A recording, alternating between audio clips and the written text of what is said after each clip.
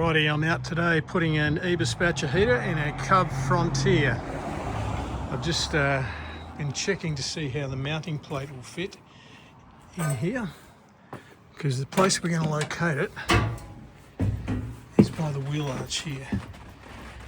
Now the mounting plate just won't fix. I can't get a hole big enough without hitting the actual chassis rail that runs through there, so I'm going to have to switch to an AU focus mounting plate and collar.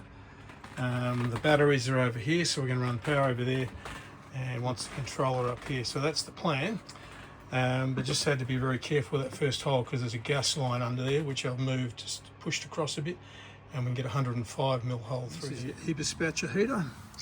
One of the things to note about these guys is that direction of flow in this pump is this way, so it's the opposite to all the others.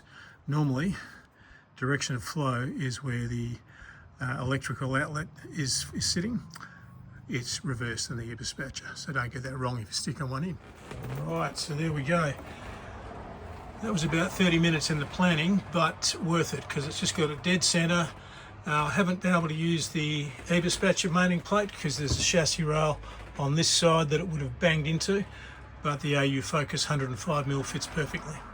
So one of the things you can do is cut the pump wire because it's super long. So I've cut that just so it's not hanging around as a big lump.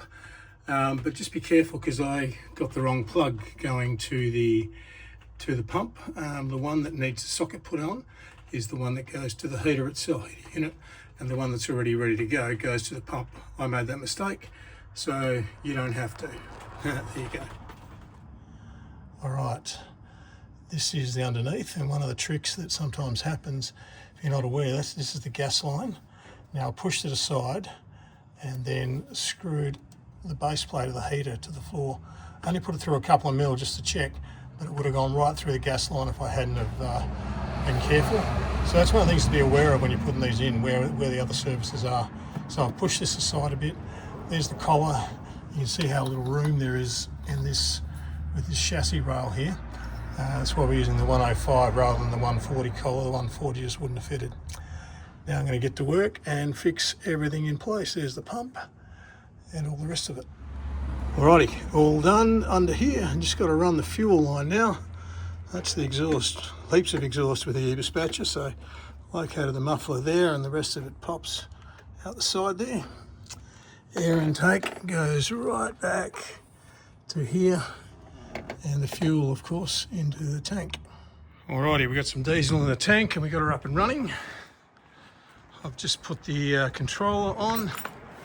So the little controller is mounted right there next to the other controller.